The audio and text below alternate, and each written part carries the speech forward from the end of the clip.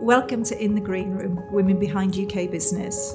My name is Emma Law and we're in Green Park HQ today to talk to Michelle Russell about her role as Chief Executive at the Security Industry Authority. Leadership for me is about, me being brave and seeing the future. Yes. It's about seeing the future in the direction. I think a lot of being a senior leader as a chief executive is about managing the risks and the issues that come up. Yeah. As much as where you want to take the organisation, and it's making sure you've got the right balance between driving forward and having that vision and managing the immediate blockages and things that come up. The SIA, male-dominated industry. How do you sort of navigate those power struggles? So it's a really interesting question, Emma. I think it is lonelier. Yeah. They do say it's lonely Yes. at the top, and you have to think flexibly about how you draw your support and where you draw your support from. Yes. And I'm very lucky to have a team, a sort of network of ex-peers who I'm very close to, that we support each other. You've got a vision of what you want to do, the positiveness, that where you're going. Yeah. My approach is draw on your strengths. Don't try and paper over areas or bluff where you don't know. You need to rely on your experts to support you. Your leadership skills become the more important draw and what people are relying on. What initiatives have you put in place or wanting to put in place to ensure that you are promoting an inclusive culture within the SIA and indeed sort of promoting inclusion and diversity across the wider security industry? We're emphasising who we are and the values that we have as an organisation, and that things like inclusion are not just a project, that they're actually part of our DNA and who we are. Practical things like on recruitment panels to make sure there's diverse representation on the panel itself, making sure that we're, not recruiting in our own likeness. As you said, the industry that I'm regulating is very male dominated. 90% of the security officers that are on our licence register are male. My sort of approach to this is, again, about let's not shy away from the difficult questions. Yeah. Let's ask the questions, well, why? What more can we do about it?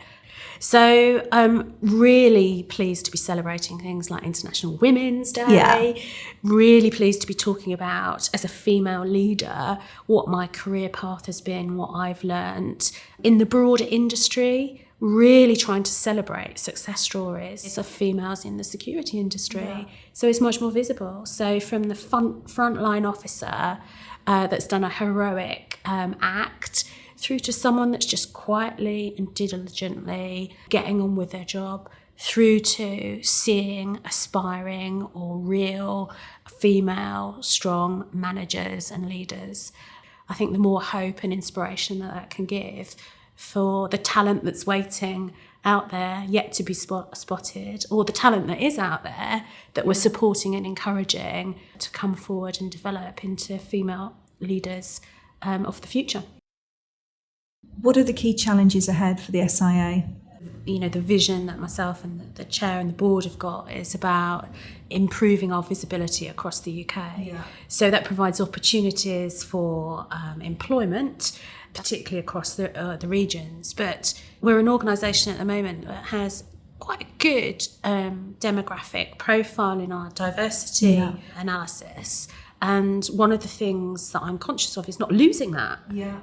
40% of my workforce are a Black and ethnic minority background. And as we expand, it's keeping some of that diversity as well as improving in other areas that we're not so good at. But we're determined to increase our visibility, to attract talent. We want the best people in the organisation working for the benefit of the public in regulating security. So, as well as making sure, of course, we're continuing as a public organisation to be economic, to be efficient, and again, really drawing on professional skill sets within the organisation and talent coming in to enable us to continue to be economic effective and efficient in terms of our core services. When you spoke to colleagues about, potentially applying for this new role, moving from the private to the public sector, I think the impression back then that it was career limiting. Don't do that. If you go into the public sector, you've almost ended your career and you'll never be able to come back into the private sector. Which, of course, that's changed massively now.